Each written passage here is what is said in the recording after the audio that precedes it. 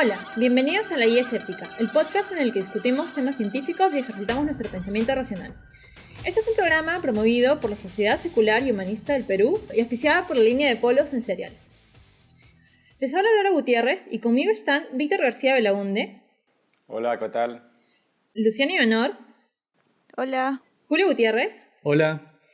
Y hoy nos acompaña el magíster en Ciencias de la Computación, Juan Gutiérrez. Buenas noches, gracias por la invitación. ¿Puedo mandar un saludo? Sí, manda un saludo. Quiero mandar un saludo a mis hermanos. Sí, deben estar orgullosos de ti.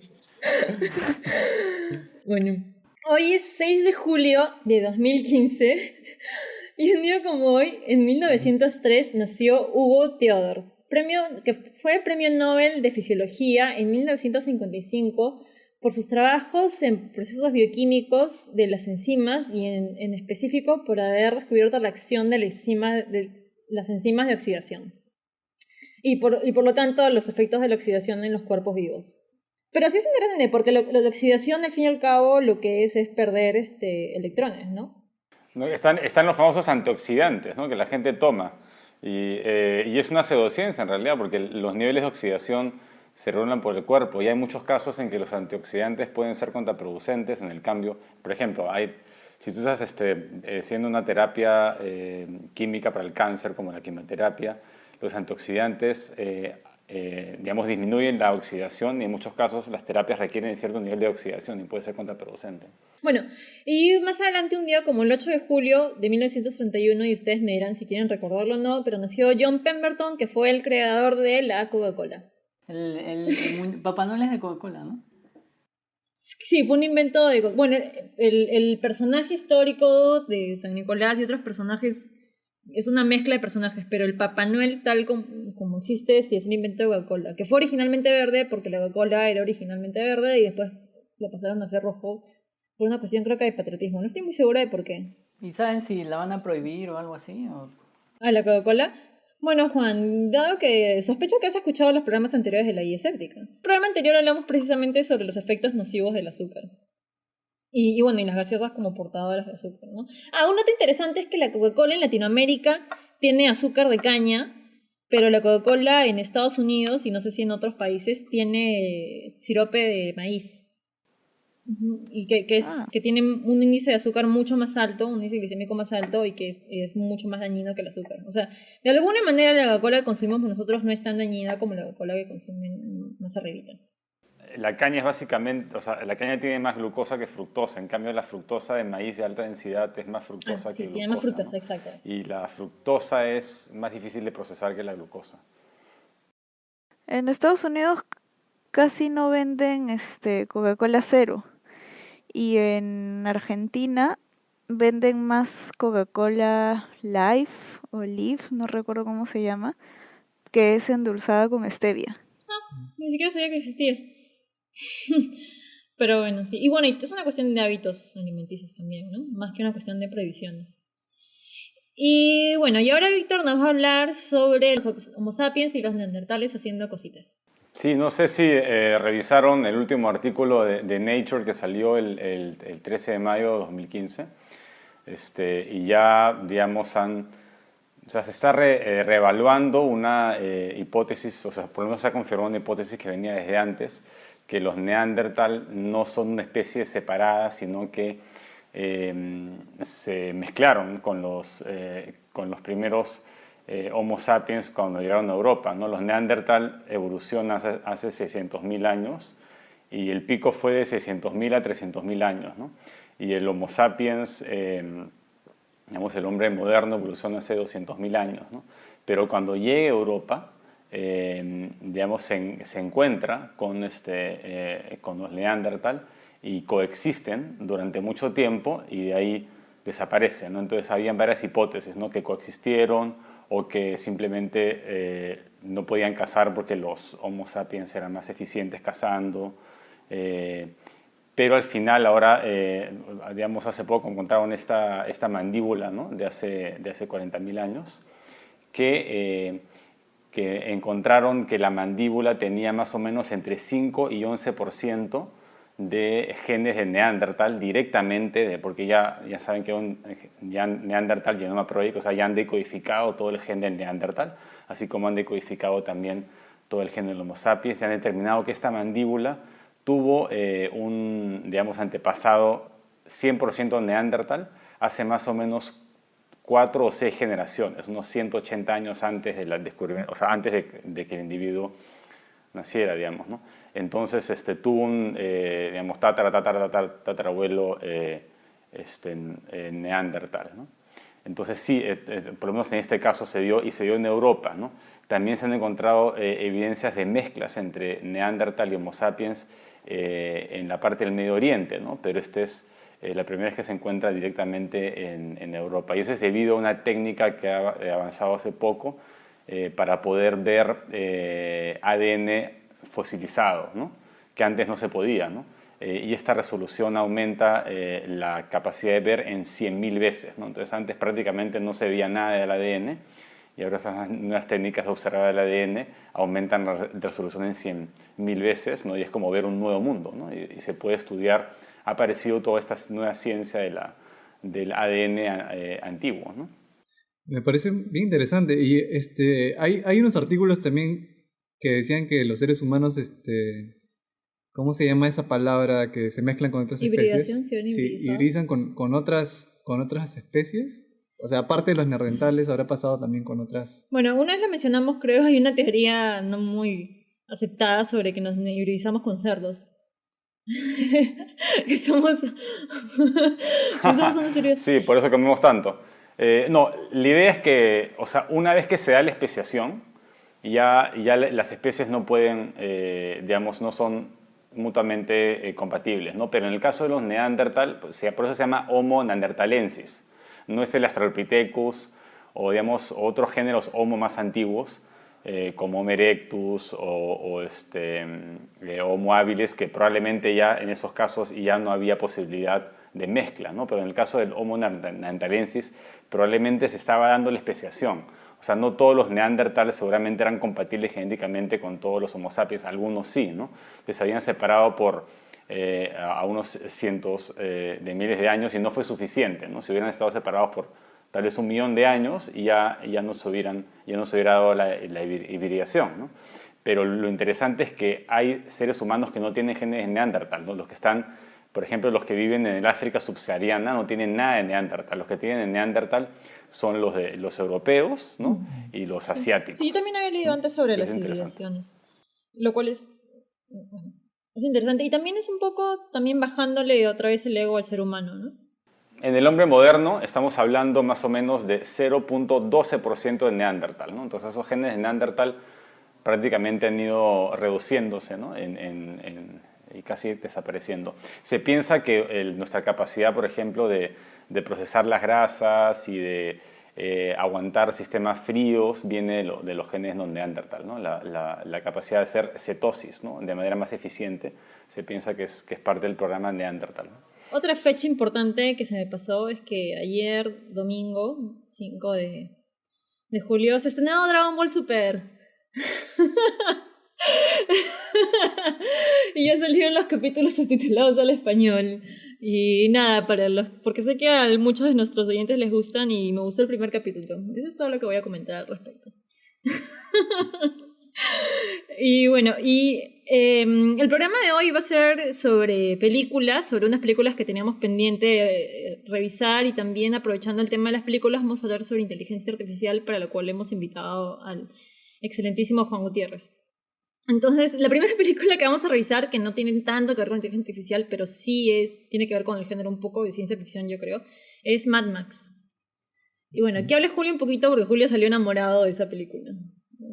Tu pequeña reseña sin spoilers. Bueno, sí, me gustó bastante la película. Y lo que me gustó fue el contexto donde se desarrollaba. Y, por ejemplo, pensando en lo que habló Víctor de Homo sapiens y neandertales, una época del hombre sin nómade, digamos, o ni siquiera del que existía el hombre, ¿no? Pero pasando después a la existencia del hombre, a las tribus, a todas esas formas de organización social. Y la película de Mad Max está se centra en una especie de tiempo donde el hombre ha vuelto a ese tipo de organizaciones tribales y donde hay líderes, digamos, como jefes de tribus. Sí. Bueno, para los que ya muchos deben estar como que han hecho la relación, estamos hablando de la última película de Mad Max, que se da dentro del universo, más o menos, de la trilogía de los 80s, de Mad Max, ¿no? Entonces es un universo posapocalíptico, ¿no? Donde ya no existe la civilización ha sido destruida por la civilización. Las películas originales era como había habido una crisis de petróleo y una crisis de gasolina, y aquí ya es como, ya no existe casi ningún asentamiento, ¿no? Existe un pequeño asentamiento donde hay un líder, que es Immortan Joe, que no estamos spoileando, no se preocupen, que él controla el agua, o sea, controla los recursos. Y por controlar los recursos, controla la población. Tiene un control completo sobre la población. Y tiene una pequeña, como que armada, que son estos chicos, los War Boys, que viven simplemente para morir, para luchar, y viven con la esperanza de que cuando mueran van a ir a un paraíso más allá. Sí. Uh-huh. Y bueno, quería desarrollar solamente ese par de ideas, ¿no? Que era un paralelo también como que de lo más básico del ser humano, y una vez que destruyes la civilización, solamente queda eso. Es un futuro distópico, pues, ¿no? El de Mad Max. No, al contrario de los futuros utópicos que a mí me gustan más, como Star Trek. Las películas anteriores también son buenas, pero es que esta película aprovecha al máximo el alto presupuesto que ahora se puede tener para realizar unas escenas alucinantes, y la película en sí misma casi no tiene diálogos. O sea, es una película que te muestra todo con la pura actuación, los gestos y la escenografía y las escenas de persecución y de pelea, que son muy buenas, y la tecnología que tú ves, que es una especie de tecnología, porque o sea, no es tecnología creada a raíz de, como vemos en las otras películas, a raíz del progreso tecnológico. Es una tecnología creada a raíz de cómo se recursea el ser humano cuando ya no tiene nada. O sea, son vehículos que no son vehículos de acá 100 años, son vehículos de lo que teníamos hasta ahora repotenciados. Aurora, ¿y sabes cómo queda esta última película comparada con las otras versiones, con otras películas de Mad Max? Sí, hay una trilogía anterior. Y de hecho, cuando le preguntan al director, él dice que no es ni una precuela ni una secuela, sino que ocurre en algún momento dentro de la línea temporal de la trilogía anterior. O sea, no te dice nada. Porque también uno sale, bueno, los que han visto la trilogía, uno sale preguntándose como que, espérate, ¿esto es antes, es después, es muchos años después? Uno como que uno no puede encajarlo bien. ¿Pero no es el mismo personaje? ¿No es el mismo? Es el mismo personaje. Incluso algunos teorizan que no es el mismo, ¿ya? Pero otro punto importante es que esta película no está tan centrada en Mad Max, sino como en Furiosa. En Furiosa, que es el personaje femenino, que es el personaje central, y para mí es el personaje que guía la película, y Mad Max solamente es una especie de acompañamiento, de base de la película. Pero la película en sí no es una secuela de las anteriores. Y a mí me gustó mucho, ¿no? Y bueno, y tienes esta idea, como les dije, de que estos guerreros se inmolan por algo superior, ¿no? Todos, y se me dice que era un culto alrededor del líder, ¿no? Un culto alrededor de la persona que controla los abastecimientos. Bueno, la siguiente película que vamos a reseñar es Ex Machina, o Ex Máquina. Buenísima, altamente recomendable. Supuestamente eso se da en un futuro cercano, donde una empresa llamada Black Book, que es como si fuera Google actualmente, digamos, desarrolla una manera conectar las emociones con las fotos que toma la gente. Entonces, en un momento hacen algo ilegal, creo que hackean, digamos, todos los celulares del mundo y utilizan este algoritmo de Black Book o de Google para meterlo todo en una computadora que va a relacionar millones o trillones de fotos con comentarios de las fotos y con sensores va a poder leer las emociones de los demás, ¿no? Inclusive digamos, androide AVA, ¿no? que es creado en este laboratorio súper secreto, es capaz de ser más humano que un ser humano. O sea, puede captar en microsegundos las emociones que un ser humano no puede captar. Puede captar inclusive la temperatura del cuerpo con sensores infrarrojos. Entonces puede anticipar más cosas, ¿no? Y al final lo que hace es el científico que diseñó AVA digamos, invita al que creó Black Book para determinar, ¿no? Después de unos días de conversar con Ava, con el androide, para determinar si Ava pasa digamos, el test de Turing, primero, y es obvio que lo pasa, y segundo, si puede determinar si realmente es consciente, porque una cosa es pasar el test de Turing de manera simulada y otra cosa es ser realmente consciente, ¿no? Y de acuerdo a cómo se desenvuelve la película, uno al final concluye que Ava es, digamos, un ser humano prácticamente, Sí. ¿no? En todo Claro, sentido bueno, práctico. ahorita sí, por si acaso, yo prefiero reseñar esta película con un poquito de spoilers, porque sí lo hace más interesante. Entonces, los que están escuchando y no han visto la película, ponen pausa, van al cine. ¿Es en el cine? Perdón, ¿esa película se ha estrenado No sé. acá? ¿Se ha estrenado en Perú? La guía Creo que escéptica no. no promueve la piratería. Acá nadie la vio en pirata, hemos ido a Estados Unidos a verla y hemos regresado. Bueno, pero es muy interesante porque toca dos temas importantes, ¿no? Uno, el test de Turing, del que ya hemos hablado antes, que es el test según el cual, a través de preguntas y respuestas, tú puedes determinar si tu interlocutor es un hombre, o sea, un ser humano, o es una máquina. Pero también toca otro tema más importante y que no es tan conocido, que es el juego de la inteligencia artificial en la caja. Este juego es un juego que se puede jugar entre dos personas. Incluso se podría jugar entre más, ¿no? Pero prefiero entre dos. Y es que una persona toma la posición de la inteligencia artificial y la otra persona es un ser humano. Y el juego consiste en que la inteligencia artificial tiene que convencer al ser humano de sacarlo de la caja. El punto es que el problema de la inteligencia artificial es que tú no sabes qué va a suceder una vez que se crea inteligencia artificial. Y uno de los problemas es que tienes que, entre comillas, programarla de manera que no sea, que sea amigable con el ser humano. Y el punto de este juego es que muestra que una inteligencia artificial va a poder convencer siempre a un ser humano de liberarla y de, por lo tanto, dejarla expandirse y hacer lo que se le dé la gana. Y nada, y esta película usa eso, ¿no? Porque al fin y al cabo, lo que no estaban haciendo un test de Turing, sino estaban haciendo este juego. Lo que estaban haciendo era lograr convencer al ser humano por cualquier medio, convenciéndole usando absolutamente cualquier cosa. Este juego puedes mentir, puedes prometer cosas, puedes hacer lo que quieras. Lo único que tienes que hacer es convencer a la otra persona de que te saque de la caja. Y bueno, ese es un caso de juego ganado. Claro, y eso es exactamente lo que pasa en la película, porque está el científico que en realidad arma solo a este androide, que es poco plausible, se requeriría un grupo de por lo menos 100 científicos para armarlo así, ¿no? Pero él está solo, digamos, laboratorio ultra secreto bajo tierra, e invita a esta segunda persona para que converse con Ava, ¿no? Y diseñan o sea, en realidad él le dice que él lo ha llamado para que pruebe a Ava, pero en realidad lo que quiere es, o sea, en realidad le miente, porque la verdadera prueba es ver si Ava puede, digamos, fingir enamorarse de él y hacer todo lo posible para escapar.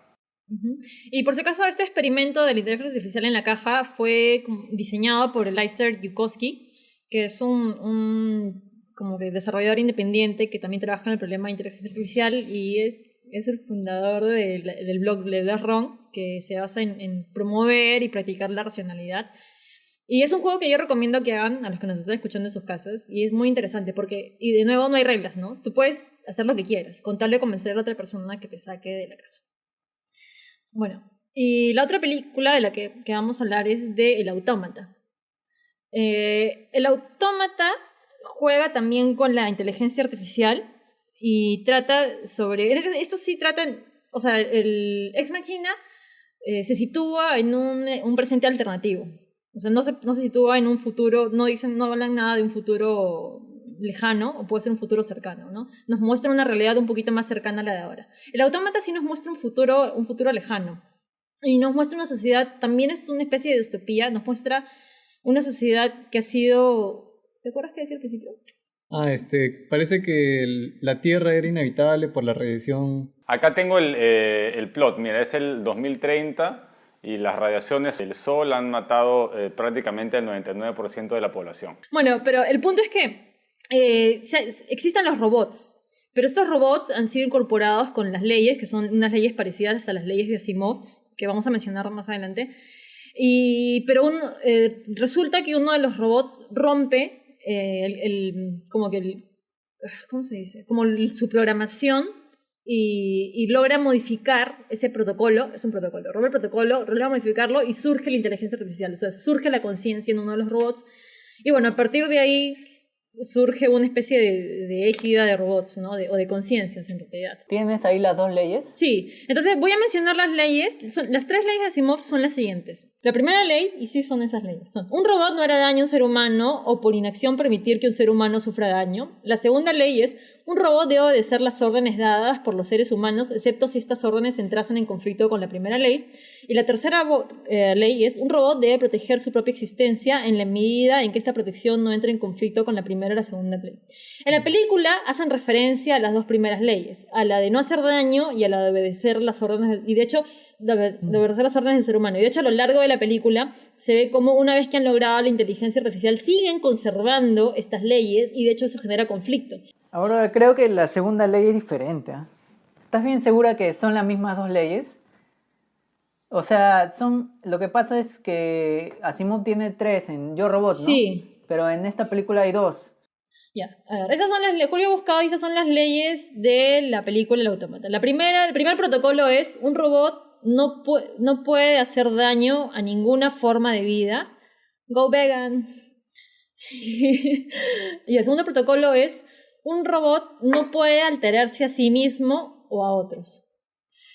Qué interesante. Yendo un poquito más allá, sí. El primer protocolo, tienes razón, es como las leyes 1 y 2 de Asimov, y extendido no solo al ser humano, sino a las otras formas de vida, lo cual es interesante porque una de las primeras escenas de la película es una persona pretendiendo que el robot ha matado a su perro. Y entonces Antonio Banderas, que es un vendedor de seguros, trabaja para una compañía de seguros, testea el robot y dice que el robot está en perfectas condiciones, y como está en perfectas condiciones es imposible que haya matado a un perro porque el protocolo del robot impide que el robot haga daño a cualquier forma de vida. O sea, el pata estaba mintiendo. El pata estaba mintiendo para sacarle dinero a la compañía. Yo pensé que ese robot ya se había modificado más bien, pero creo que... Sí, suele pasar. Porque estaba reventado el perro, ¿no? O sea... Estaba reventado, sí, y por eso es que la esposa le dice: te lo dije, y se pone a llorar. Porque te dan a entender que el señor solamente lo hizo para sacarle dinero a la compañía de seguros, porque la compañía de seguros...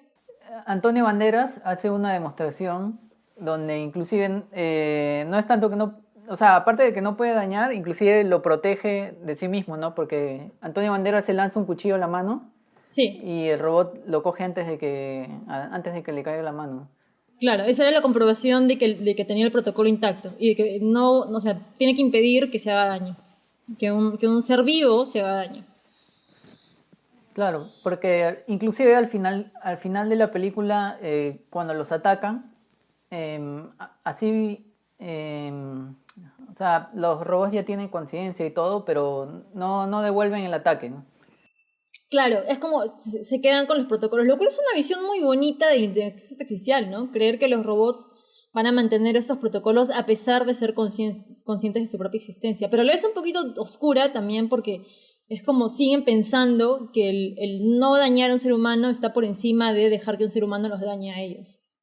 Lo cual es un poquito triste. Claro, pero ahora que lo mencionas, como rompieron el segundo protocolo, y ese sí lo podían modificar, entonces crearon un perro, ¿no? Un perro robot. Bueno, yo lo diría cucaracha, pero está bien. Bueno, y ahora vamos a aprovechar a nuestro invitado Juan para que nos hable sobre los problemas de la inteligencia artificial o por qué es difícil y no hemos logrado hasta ahora tener inteligencia artificial completa. Lo que yo he estudiado es ciencias de la computación. La inteligencia artificial se puede ver como una área de ciencias de la computación. Sin embargo, no es el área en la cual yo me he especializado. Ahora, lo que yo puedo hablar más o menos un poco es de lo que más o menos sé, que es los fundamentos de la computación, ¿no? Que finalmente la inteligencia artificial debería estar parada en estos fundamentos, como todas las cosas, bueno, que tienen que ver con computadoras. Todo se comienza en lo que es máquinas de Turing. Ya conocemos a Turing últimamente es famoso, ¿no? Por la película. Lo hemos hecho famoso acá en la guía escéptica. Por supuesto, yo lo descubrí. ¿Y por qué han aprobado la homosexual? Bueno, no la homosexual, el matrimonio homosexual en todos Estados Unidos. Claro, ya entonces ya más o menos ya no suena lo que es Turing, ¿no? Entonces Turing en el paper de 1936 lo que hace es describir el modelo de un computador. Un computador abstracto que sirve como un modelo a lo que son todas las computadoras actualmente, ¿no?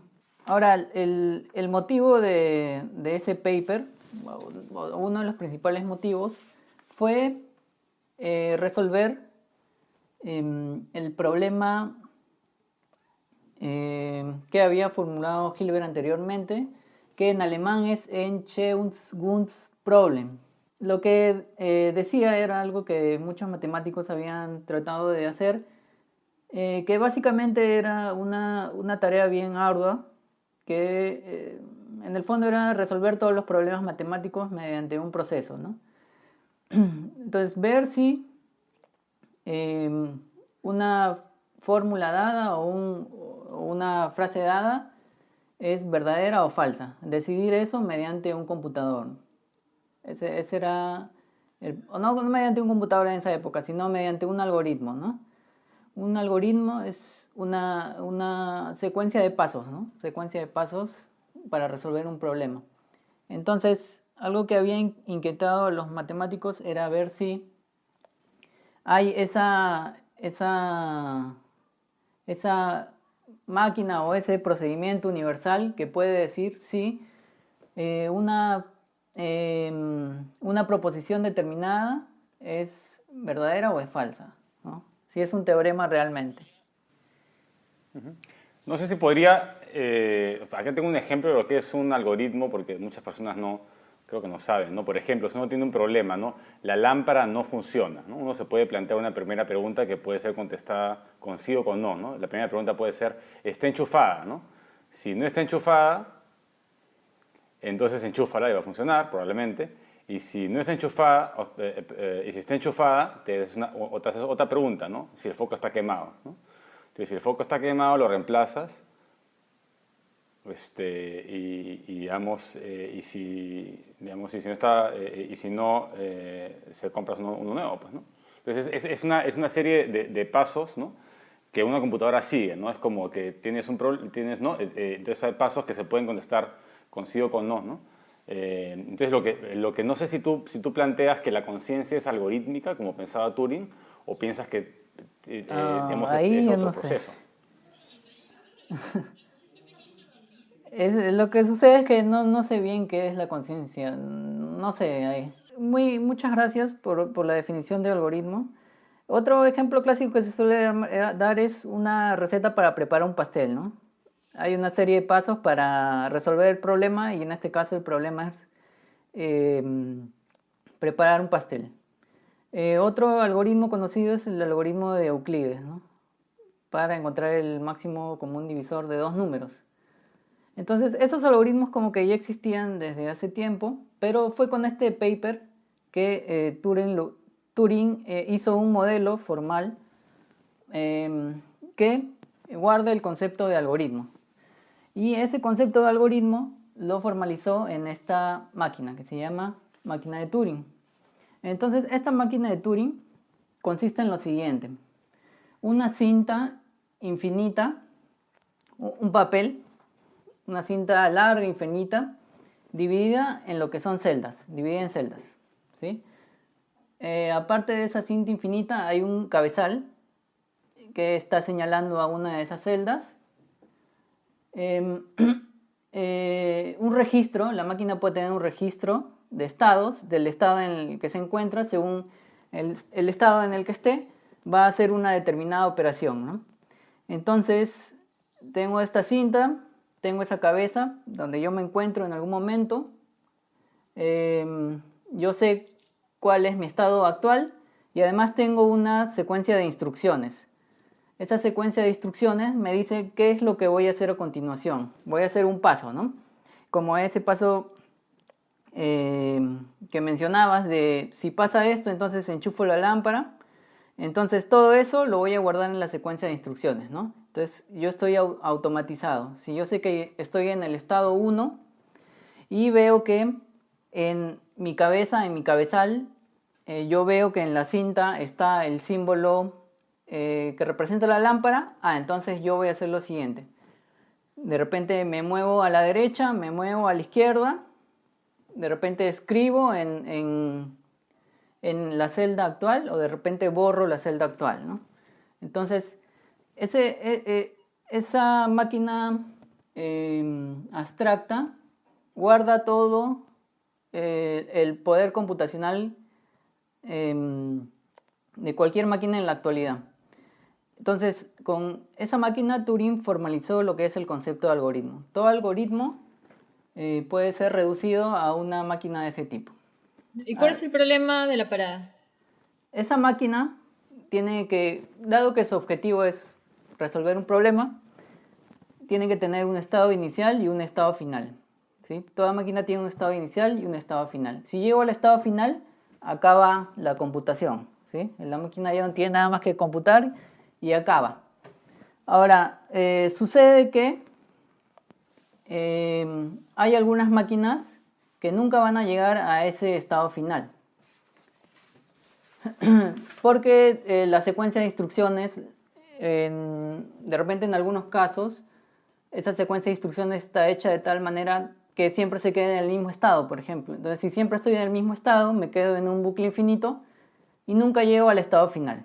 En la computadora mismo podemos visualizar lo que está pasando, porque yo corro un programa, o Aurora, tú mismo también, cuando has estado corriendo los programas, de repente el programa no termina, o sea, sigue esperando datos, o de repente se consume toda la memoria, ¿no?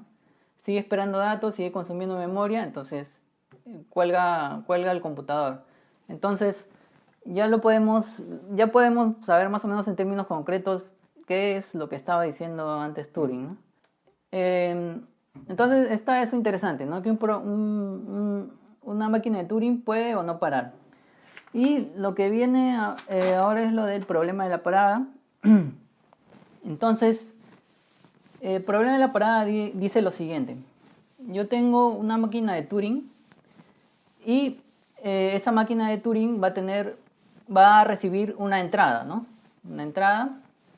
Y lo que yo quiero es determinar si dicha máquina va a terminar en un número finito de pasos cuando recibe dicha entrada. Esa es la pregunta. ¿Más o menos se entendió? A ver, Sí, ¿no? ¿Ejemplo? yo sí entendí, pero para clarificar, ¿cuál sería un ejemplo de algo que no para, por ejemplo? ¿De algo que no para? Sí.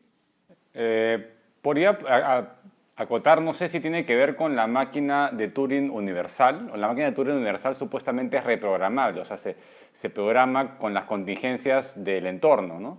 Entonces, de esa manera puede alimentar permanentemente un programa y no parar. Bueno, pero si haces un programa de +1, si haces un programa de listar los números naturales, no para. O sea, sigues listando +1, regresas el input, regresas a ser +1, input +1, output +1 y continúas hasta el infinito. Claro, a ver, a la pregunta de Julio, uno puede construir máquinas triviales que no paran, ¿no? Una máquina que dice ante cualquier entrada, quédate en un bucle infinito. Uno puede programar eso, ¿no? Entonces, esa es una máquina de Turing que no para. No hace nada, no es nada interesante, pero existen. Más o menos eso responde tu pregunta. Sí. Ahora, Sí, también hay personas así, ¿no? Que no paran también, sí. Yo también me cuelgo a veces, no me parece Se nada. quedan No se colgadas, avergüencen, pero- chicos, colgarse es bueno, eso pasa. Ahora, respecto a la máquina universal, lo que yo sabía es que una máquina de Turing universal es una máquina que puede simular a cualquier otra máquina de Turing, ¿no? En términos actuales, es simplemente una máquina que puede ejecutar otro programa, ¿no? Un programa que puede ejecutar otro programa. Digamos que ahora es más... Pero, Sí. sí, es una computadora actual. No, tiene que poder simular cualquier otro programa, no solamente particulares. Ya, y regresando al problema de la parada, ¿por qué es relevante el problema de la parada? Yo lo que quiero saber, o lo que los matemáticos en ese momento querían saber, era si yo puedo saber si una afirmación es verdadera o es falsa, ¿no? Quiero construir una máquina que haga lo siguiente, que diga, tu máquina tal, con entrada tal, vas a parar. Tu máquina tal, con entrada tal, no vas a parar. Tu máquina tal, con entrada tal, sí vas a parar. Tu máquina tal, con entrada tal, no vas a parar, etc. Esa es más o menos la idea, ¿no? O sea, es una máquina que determina si es que un programa con cierta entrada va a parar o no. Claro, Pero en general, o sea, tiene que tener un algoritmo para determinar si es que dado un programa con cierta entrada va a parar o no. ajá. Dado un programa cualquiera, no es un programa particular, ¿no? Entonces, la máquina tiene que ser bastante poderosa. Y esta máquina no ha podido ser construida y se teoriza que no va a poder ser construida. Claro, esta máquina ha sido demostrado que no es posible construir dicha máquina, ¿no? Entonces, esa máquina no existe. Entonces, ese problema es indecidible, se dice en términos, ¿no? Porque no hay ninguna máquina de Turing que pueda decidir ese problema. ¿Y cómo influencia esto en el tema de la inteligencia artificial? Sí, la demostración es básicamente es algo recursivo, ¿no? O sea, estás pidiendo una máquina de Turing que analice máquinas de Turing. Entonces, Claro. ahí ya más o menos que ya te puedes oler que puede haber un problema cuando esa máquina de Turing reciba su propio código, ¿no? Y bueno, se utiliza que es algo así como, eso sería, ¿el ser humano podría ser una de esas máquinas? Puede ser. Bueno, y rápidamente, Juan, y si puedes en menos de 5 minutos, explicar el problema de P versus NP. Claro. Entonces, todos estos, hasta el momento, todo lo de la máquina de Turing y el problema de la parada son cuestiones un poco abstractas y un poco, digamos, más fuertes, porque te dicen, este problema no va a poder ser resuelto y este problema sí, ¿no? Pero dentro de los problemas que más o menos se pueden resolver, hay dos tipos de problemas. Los problemas P y los problemas NP. Entonces, los problemas P es un diminutivo de polinomial y los problemas NP es un diminutivo de polinomial en tiempo no determinista. Bueno, eso suena medio raro, ¿no? El NP tal vez es un poco más difícil de entender, pero en breve lo que dice el problema es lo siguiente. Si la solución a un problema puede ser verificada rápidamente por una computadora, ¿se puede resolver rápidamente dicho problema? Ese es el problema P versus NP. ¿Se entendió más o menos? Claro.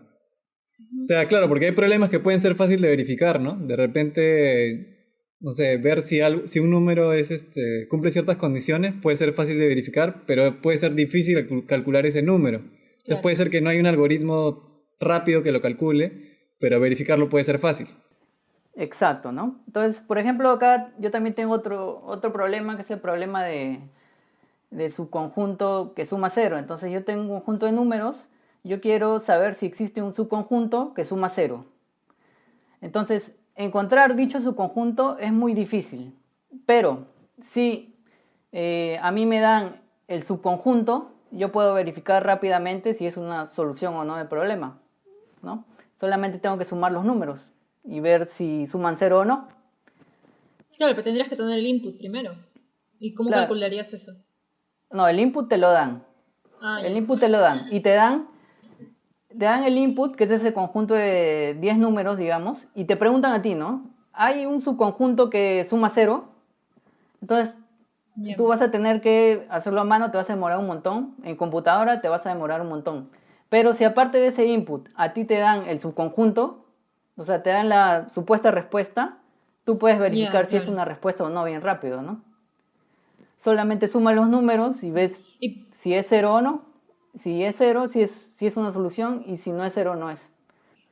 Esos problemas que se pueden verificar rápido se llaman NP.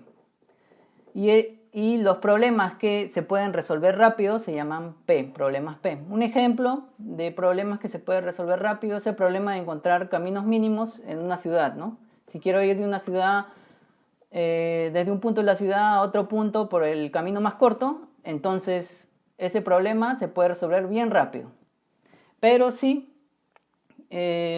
ahora me piden el camino más largo de un punto a otro, entonces ese problema no se puede resolver bien rápido, o al menos no se sabe hasta el momento un algoritmo rápido, ¿no? En todo caso podría tomarte infinita cantidad de tiempo terminar de correr todo el programa. Un poco menos que eso. En realidad hay algoritmos que te pueden resolver el tiempo, te pueden resolver el problema, pero en tiempo exponencial. Entonces acá ya no es tanto discutir entre infinito y no infinito, sino entre polinomial y exponencial. Ya. La diferencia es bien grande, ¿no? Un algoritmo polinomial es un algoritmo que corre en tiempo, por ejemplo, n al cubo, n a la cuarta, n al cuadrado. En cambio, un algoritmo exponencial demora tiempo 2 a la n. Entonces, el 2 a la n crece demasiado rápido, ¿no? Cuando n es 100, ya es prácticamente infinito, ¿sí? Sí.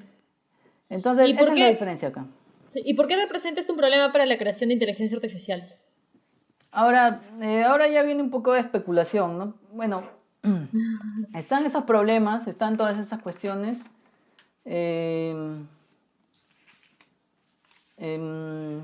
Bueno, yo creo que primero, ¿no? Está el problema de P versus NP. Entonces, si P es igual a NP, yo creo que en general la computación y la inteligencia artificial va a avanzar bastante, ¿no? Si P es igual a NP. Porque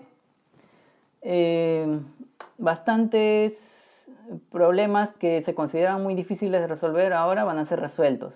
Y ahí pueden haber muchos temas de inteligencia artificial, bastantes problemas que hasta el momento no se hacen de manera eficiente, se van a poder hacer de manera bien eficiente. Eso si es que P es igual a NP. Uh-huh. Ahora, lo más probable es que lo contrario sea cierto, ¿no? Lo más probable es que P sea diferente de NP. Lo que sucede es que este concepto de NP me está diciendo que yo tengo un modelo que para resolver el problema hace lo siguiente. Va por una vía de la solución que cree que es la conveniente, y si no encuentra la solución por ese punto, regresa y prueba otra vía.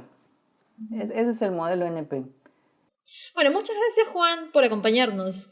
Gracias. ¿Ya acabó el programa? No, todavía no, vamos a jugar. Ahora vamos a jugar ciencia ficción. ¡Yeah! Ahora vamos a jugar ciencia ficción. En este juego expongo 3 datos o noticias, 2 de las cuales son verdaderas y una es falsa. Y ustedes tienen que considerar cada una de ellas para determinar cuál es la falsa. Y el tema es lagartos. Número 1. Descubren fósil de lagarto el día que murió Jim Morrison y lo nombran Barbaturex morrisoni. Número 2. Descubren lagarto de hace 48 millones de años que caminaba sobre el agua. Y número 3. El cambio climático está convirtiendo a lagartos machos en hembras. Yo voy primero.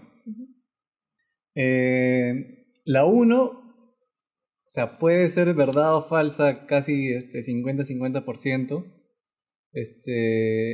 Jim Morrison es el cantante de The Doors, ¿no? Sí. ¿No? Sí. Ya. ¿Qué pregunta, O sea, Juan? fósil de lagarto.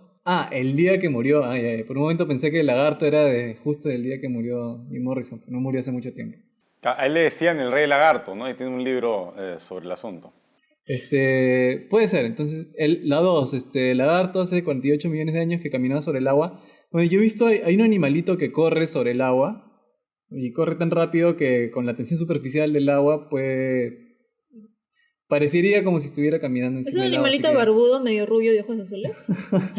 Es un reptiliano. Ok, sí. A ver, No, continúa. es una especie de lagartito chiquitito, así que ese puede ser de repente un pariente, algo por Como el ahí. gecko. Un reptil. Yo siempre supe que era un lagarto.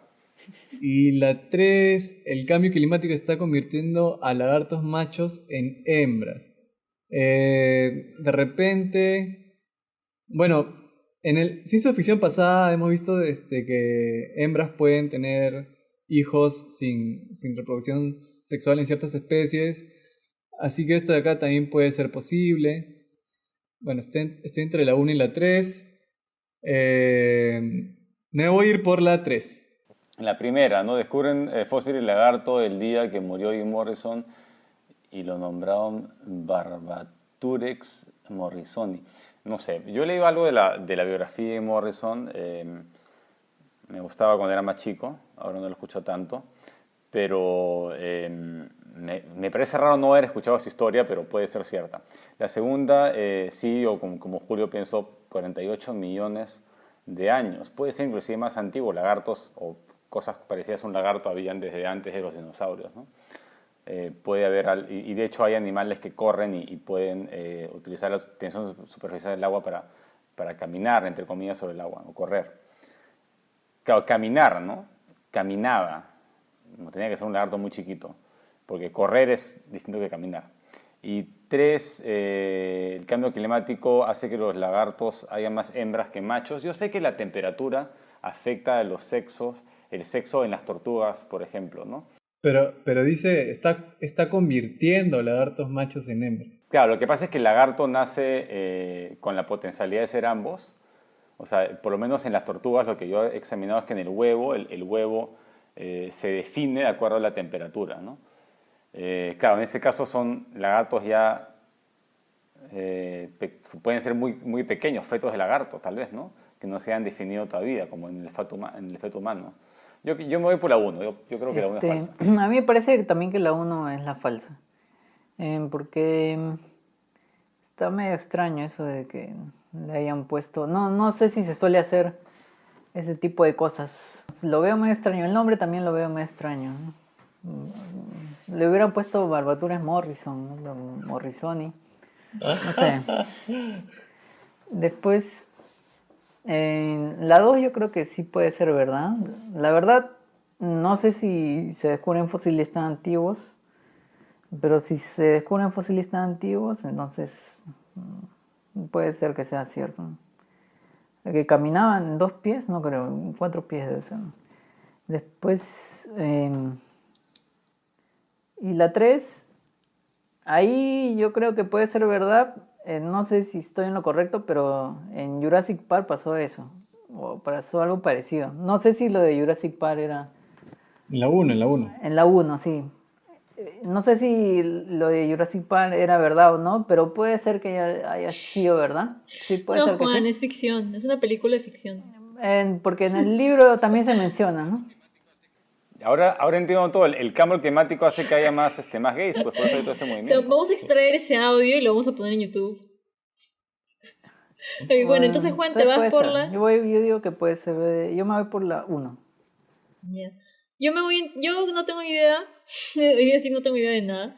Y yo me voy por la 3. Creo que hay truco ahí. La 1 me parece completamente posible y muchos científicos hacen eso y ponen asteroides con nombres de personas que les caen bien y pueden hacer lo que se les dé la gana. Y de hecho, no recuerdo ahorita, no se me ocurre nada, pero creo que ya han hecho eso antes. Ya han nombrado especies con nombres así rimbombantes.